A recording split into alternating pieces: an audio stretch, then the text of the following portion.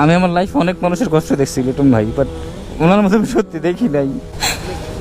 এভাবে কান্না করি নাই, সত্য কথা। আমি আমার লাইফে অনেক মানুষের উপকার করছি, যতটুকু পারছে আল্লাহ আমাকে তাদের নিকট নিয়ে গেছে, বাট আমি কখনো এভাবে কান্না করি নাই ওনার কান্না দেখে আর ওনার ঘটনা দেখে।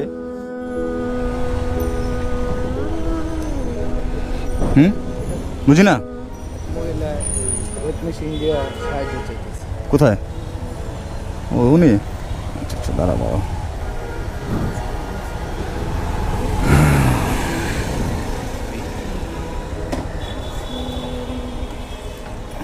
একটু বাসন তো একটু।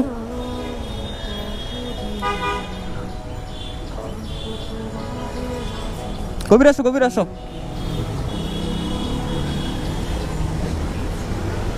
আসসালামু আলাইকুম। এটা কি?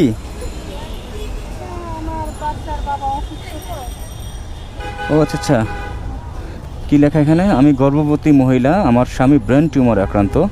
আমি ভিক্ষা চাই না, প্রয়োজন ছাড়া অন্তত এই ওজন মেশিনে ওজন মাপুন। ও আচ্ছা আচ্ছা, আপনি গর্ভবতী না? আরে আল্লাহ। হ্যাঁ, 8 মাস গিয়ে 9 মাস, মানে 9 মাসে পড়ছে। আরে আল্লাহ, এভাবে রাস্তায় দাঁড়ায় থাকতে কষ্ট হয় না?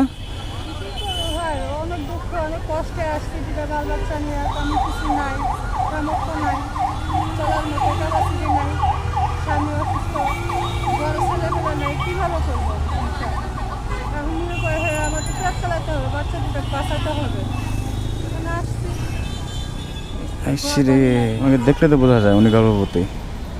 হ্যাঁ, দেখা যাচ্ছে তো গর্ভবতী।